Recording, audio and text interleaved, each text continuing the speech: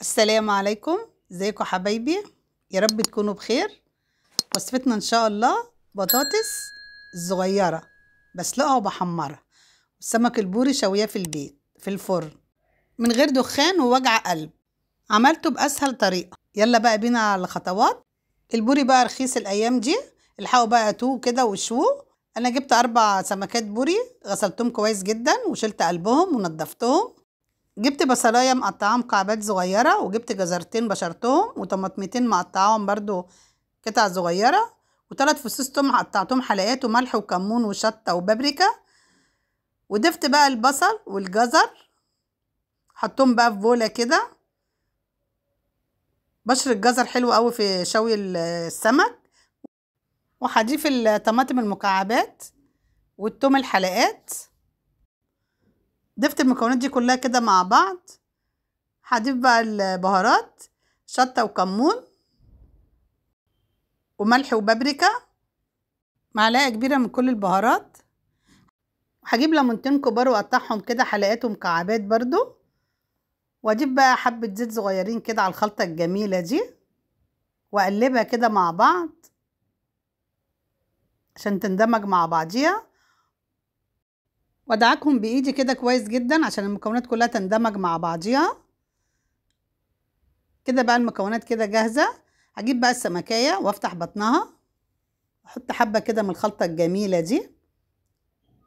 شايفين بقى الجزر والطماطم والفلفل والشطه والكمون، ريحتها بقى جميله جدا. بحط برضو في النغشيش كده.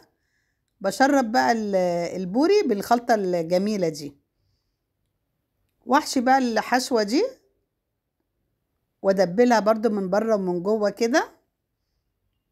في النغشيش برضو بدخل الخلطه دي. اخلص بقى كميه السمك ال4 دولت. اهم حاجه بقى وانت بتحشي السمك تدبلي برضو السمكيه من بره وجوه كده بالخلطه، وتشربيها من التتبيله دي من بره ومن جوه كده، عشان يبقى كل السمكه واخده التتبيله كلها. وبشربها كده من بره ومن جوه كده. كده بقى انتهيت من حشو السمك، وبسويه كده. واجيب بقى صينيه احط فيها الرده، وابتدي بقى ادبل بقى السمكه الجميله دي بتتبيله الجميله بالرده، واشربها من الرده كويس جدا. واجيب بقى صاج احط فيه ورق زبده عشان ما يحرقش بقى مني الصاج، وارص بقى السمكه الجميله كده بالتتبيله الجميله دي.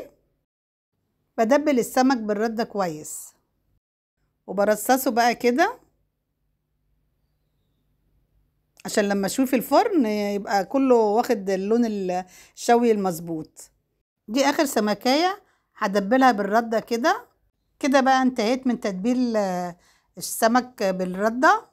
هجيب بخاخة الزيت وارش بقى على السمك البوري ده كده كام رشة بالزيت قبل ما ادخله الفرن. وممكن اعمل الزيت بالمعلقة، واكون مولعة الفرن على درجة حرارة 200. بعد ما يستوي من تحت بطلعه، واولع بقى شواية الفرن عشان طبعا يتشوى السمك من فوق. انا كده شويته من تحت. شايفين بقى جمال السمك؟ بشويه بكل سهولة. واول ما طلع بقى من الفرن، ايه رأيكم بقى في الجمال ده؟ من غير بقى دخان، من غير اي حاجة. وبطلعه بقى كده في الطبق. شايفين السمكة مظبوطة واخدة السوى المظبوط ومش محروق، واحسن وانضف من محلات الشوي. اتمنى من حضراتكم تجربوه بنفس الخطوات ونفس المقادير، وتقولوا لي ايه رأيكم في التعليقات. ويا ريت تشاهدوا الفيديو للآخر عشان تستفادوا منه. شايفين بقى جمال السمك؟ ايه رأيكم بقى في السمك الجميل ده؟ بجيب بقى نص كيلو بطاطس، بغسلها كويس جدا وبسلقها زي ما هي كده. انا بحبها جدا البطاطس دي، لو اكلتها كل يوم مش هشبع منها، فعلا طعمها جميل. وبحط معلقة ملح صغيرة وبسلقها كده على النار، وبقشرها. وبعد ما بقشرها بقليها بقى في الزيت. حلوة البطاطس المقلية مع السمك الشوي والخضرة بقى الفجل والبصل تبقى جميلة جدا.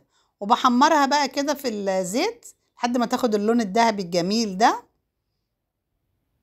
شايفين بقى البطاطس بتتحمر ازاي بكل سهولة عشان انا سلقاها، وجميلة طبعا.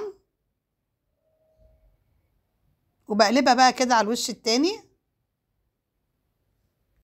كده بقى البطاطس استوت وخدت اللون الذهبي الجميل.